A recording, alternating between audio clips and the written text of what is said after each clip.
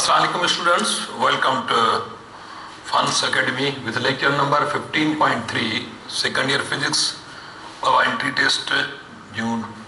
Lectures continue on electrical measuring instruments, chapter number 15. जो की topic है Wheatstone Bridge Circuit, okay? Our English physicist, Mr. Charles Wheatstone. Mr. Charles Wheatstone उन हिकिड़ो circuit device कयो जेको Wheatstone bridge circuit जे नाले सां मशहूरु आहे। अचो त पहिरियां उन सर्किट खे ॾिसूं, पोइ था हुनजो तफ़सील। त हाणे उन में यानी it is system of 4 registers, chain registers जो इहो बाबा हिकिड़ो सर्किट आहे। Resistance R1, R2, R3, R4। First कयो असां वटि 4 रेजिस्टर्स आहिनि। हाणे 4 रेजिस्टर्स असां अहिड़े नमूने मिलाईंदासीं जो हिकिड़ो क्लोज्ड मेश ठाहिणो आहे। हाणे चेन रेजिस्टर्स जो क्लोज्ड मेश, यो क्लोज्ड मेश चेन रेजिस्टर जो कीअं ठहंदो, अहिड़े नमूने सां तव्हां ठाहियो। हिते रेजिस्टर नंबर 1 ॾियो, हिते रेजिस्टर नंबर 2 R2 और हिते resistor number 3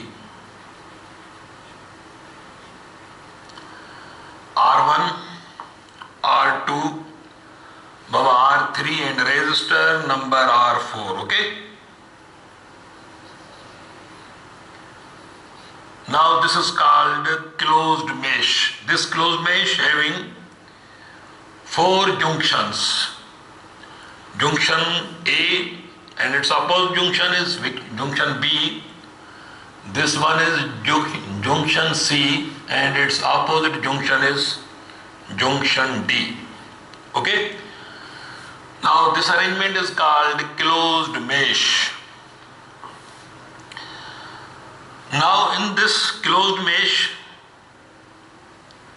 the 2 opposite junctions are used for power supply or for current supply. तव्हां इन्हनि खे सेल जे छेड़नि सां, ये सेल जो नेगेटिव टर्मिनल, सेल जो पॉजिटिव टर्मिनल, बाबा तव्हां इनखे यानी पावर सप्लाई कयो, यानी करंट, यानी वोल्टेज जो सोर्स आहे। तव्हां हाणे हिते ॾिसो त जेकर करंट फ्लो कराइबो त इहो करंट जंक्शन ए वटि विराइजी वेंदो। इहो करंट I1 विल फ्लो थ्रू R1 ऐं इहो साॻियो ई I1 करंट बाबा R3 मां पास थी वरी हेॾे वेंदो। हेॾां जेको मेन करंट आहे इहो I1 में प्लस I2 में विराइबो ऐं I2 करंट हिन पाथ मां गुज़री हेॾे पास थींदो, माना I1 ऐं हेॾे I2 पाण में गॾिजी इहो मेन करंट वरी फ्लो थींदो रहंदो। ओके, त हाणे हिते जंक्शन वटि करंट I1 ऐं I2 divided into 2 parts. One part of current flows through the resistance R1 and R3 and second part goes through R2 and R4 and total current becomes at junction B, that is sum of I1 and I2 at here. Okay? Bhavani जेके remaining junctions आहिनि, इते तव्हां हिकु तार जंहिंखे bridge चइबो, हिनखे पुल चइबो, bridge. Now this conductor is called bridge. यानी ब्रिज आहे जेको जंक्शन C ऐं D खे थो मिलाए। हाणे यादि रखो त हिते जेको करंट बाबा I ईंदो, इहो I करंट हिन ब्रिज में बि लही सघे थो, माना C खां D तरफ़ फ्लो थी सघे थो, माना हिन I1 जो कुझु हिस्सो हेॾे बि लही सघे थो। ऐं हिन I2 जो जेकॾहिं ही I1 हेॾे नथो लहे C खां D ते नथो फ्लो थिए त पोइ I2 पॉसिबल आहे त D खां C तरफ़ मूव थी सघे थो। पर जेकॾहिं I1 जो कुझु सो हेॾे ऐं कुझु सो हेॾे वेंदो त पोइ हेॾां अची वरी ही पास ॾेई वरी हेॾे वेंदो, I2 सां हेॾे मिलंदो वञे। इन केस जेकर I2 जो कुझु सो हीअं थो वञे ऐं कुझु सो हेॾो थो वञे त पोइ हेॾां अची वरी हिन I1 सां मिली पोइ हेॾे वेंदो। हाणे इहो कीअं पॉसिबल आहे? इहो पॉसिबल आहे जेकर फर्ज़ कयो C वटि पोटेंशियल हाई हूंदी ऐं D वटि लो हूंदी। मिसाल हिते 5 वोल्ट आहे पोटेंशियल, हिते वोल्टेज आहे 3 वोल्ट आहे पोटेंशियल D वटि, हिते 5 वोल्ट आहे, D वटि 3 वोल्ट आहे त पोइ पोटेंशियल हाई आहे 5 वटि। हाणे करंट जेको आहे I1 जो कुझु सो पोइ हेॾे लहंदो from high potential to low potential, पोइ ही पासो वठंदो, यानी I2 सां गॾिजी करंट बि वेंदो।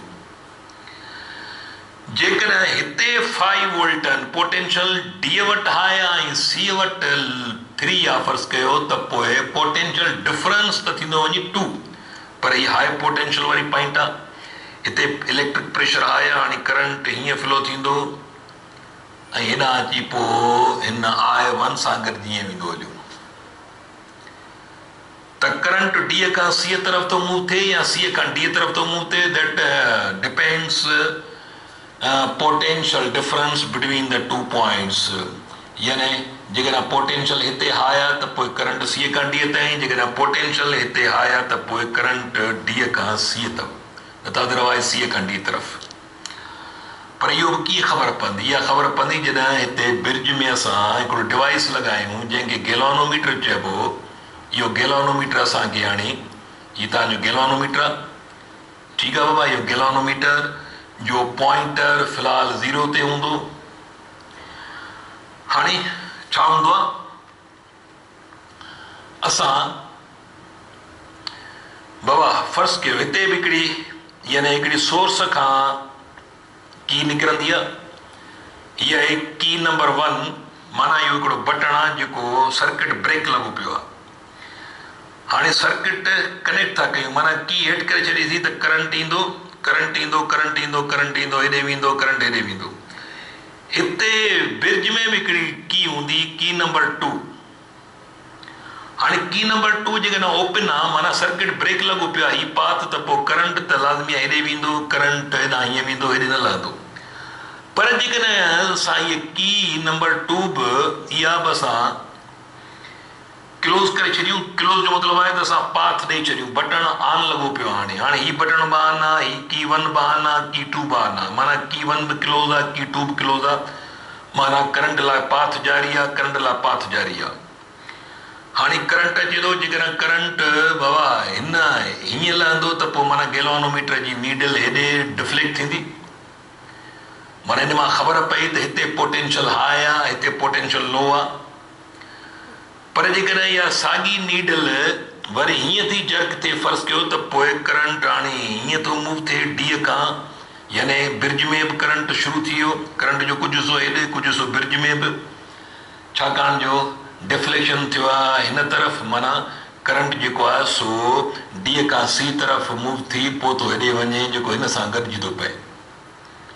इन जो मतिलबु आहे हिते पोटेंशियल हाई आहे, हिते लो आहे। ओके, हाणे जेके 3 रेज़िस्टर्स आहिनि बाबा, ही वेरिएबल रेज़िस्टर्स आहिनि, तब्दील थींदड़। हिननि मां हिकिड़ो अननोन हूंदो, कहिड़ो बि हिकिड़ो अननोन हूंदो, छाकाणि जो ही सर्किट इस्तेमालु कबो आहे अननोन रेज़िस्टेंस मेयर करण लाइ। त हिते हिकिड़ो अननोन आहे, बाक़ी 3 रेज़िस्टर्स नोन हूंदा ऐं असां रेज़िस्टेंस हुनजी वेरी करे सघूं था, घटि वधि करे सघूं था। असां रेज़िस्टेंस 3 रेज़िस्टर्स जी घटाए वधाए बाबा असां हिकिड़ी कंडीशन डेवलप कंदासीं। उहा कहिड़ी condition?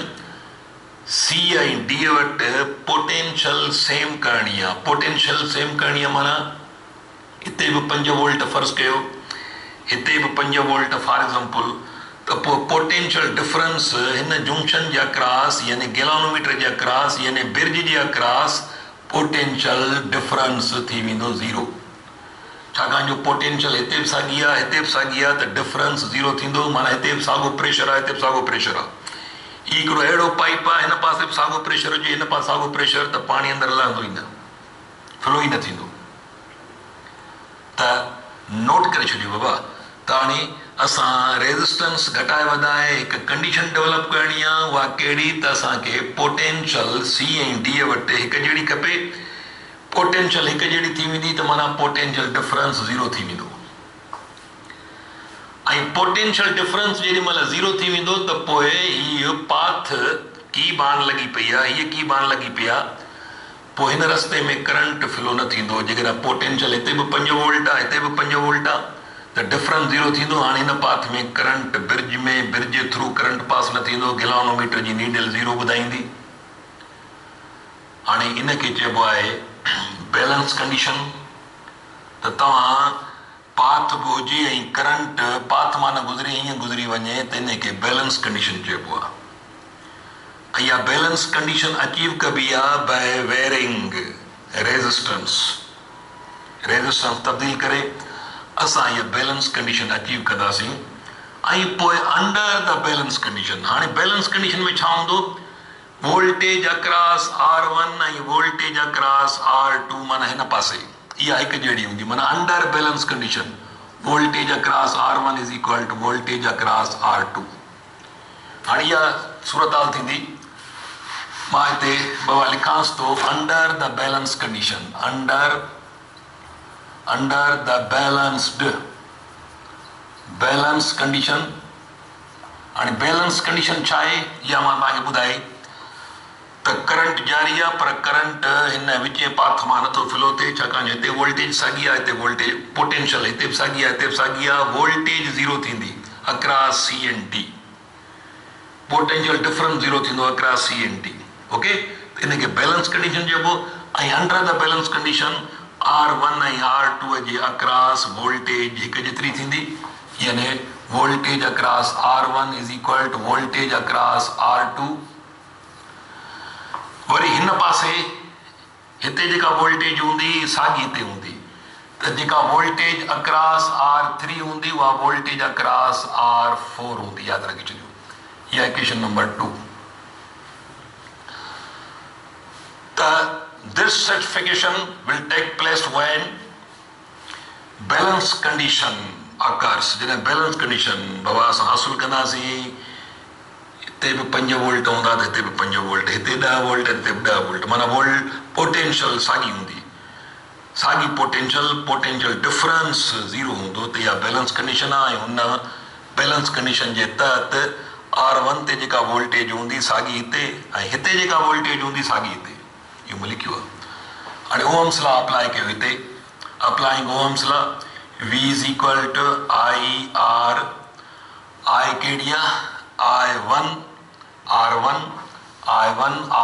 Is equal to Ohm's law apply कयो V is equal to R2 यानी I2 R2 V is equal two I2 R2 हिन ते बैलेंस कंडीशन अप्लाई कयो यानी ओम्स लॉ अप्लाई कयो ही 3 थियो वञी हिन ते बाबा Ohm's law V is equal to IR ही 3 आहे त I कहिड़ो आहे I1 ई पास थो थिए हेॾां त इहो I1 हिन पास थींदो R3 मां I1 R3 okay is equal to P is equal to IR I कहिड़ी बाबा हितां R4 मां या R2 थी पास थिए पई हाणे करंट जेको R2 सॉरी I2 इहो हितां ई पास थींदो वञी त I2 R4 मां ओके इहा इक्वेशन नंबर 4 थी तव्हांजी बाबा हाणे तव्हां इक्वेशन नंबर 3 खे डिवाइड कयो इक्वेशन नंबर 4 सां डिवाइडिंग इक्वेशन नंबर